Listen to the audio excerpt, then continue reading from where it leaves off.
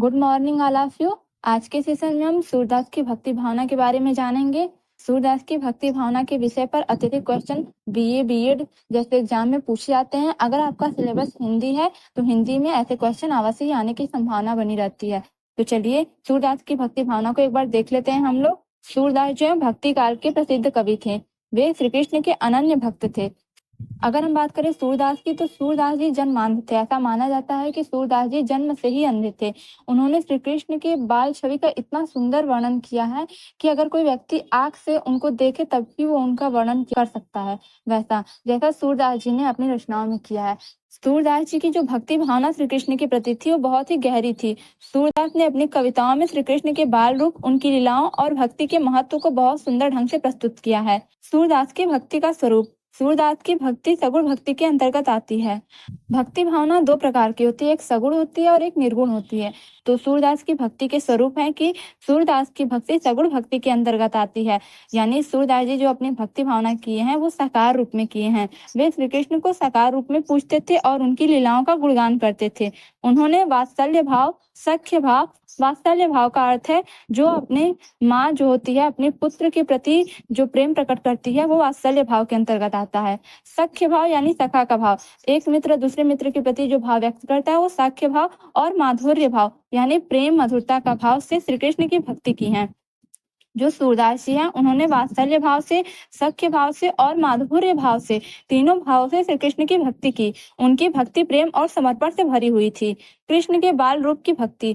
सूरदास जी अपनी रचनाओं में कृष्ण के बाल रूप की भक्ति भी किए हैं। उन्होंने श्री कृष्ण के बाल रूप का बहुत सुंदर वर्णन किया है। उन्होंने माँ यशोदा और बालक कृष्ण के बीच के प्रेम को अपनी कविताओं में चित्रित किया है। उदाहरण के लिए जब कृष्ण माखन चोरी करते हैं और माँ यशोदा उन्हें पकड़ लेती हैं तो सूरदास इसे बहुत ही प्यारे ढंग से बताते हैं। प्यारे ढंग से बताते हुए लिखते हैं कि मैया मोहि दाऊ बहुत खिझायो। ठीक है, इसमें कृष्ण अपनी माँ से शिकायत करते हैं कि बड़े भाई बलराम उन्हें परेशान कर रहे हैं। हे मैया, मुझे मेरे बड़े भाई दाऊ बहुत परेशान कर रहे हैं। इस तरह सूरदास ने वात्सल्य भाव में भक्ति को दर्शाया है। राधा कृष्ण की प्रेम भक्ति को भी इन्होंने अपने रचनाओं में लिखी है। राधा कृष्ण की प्रेम भक्ति के बारे में तो सूरदास ने राधा और कृष्ण के प्रेम को अपनी कविताओं में दर्शाया है। यह प्रेम शुद्ध और आध्यात्मिक है। उन्होंने श्री कृष्ण और राधा के प्रेम का शुद्ध और मनोरम वर्णन किया है। राधा और गोपियों के माध्यम से सूरदास ने यह दिखाया है कि सच्ची भक्ति में प्रेम और समर्पण जरूरी है। जब कृष्ण गोकुल छोड़कर मथुरा चले जाते हैं तब गोपियां व्याकुल हो जाती हैं। सूरदास ने गोपियों की पीड़ा को बहुत मार्मिक रूप से प्रस्तुत किया है। वो अपने रचनाओं में लिखते हैं कि उधो मन नाही 10-20, एक हुतो तो गयो श्याम संग को आराधे ईश।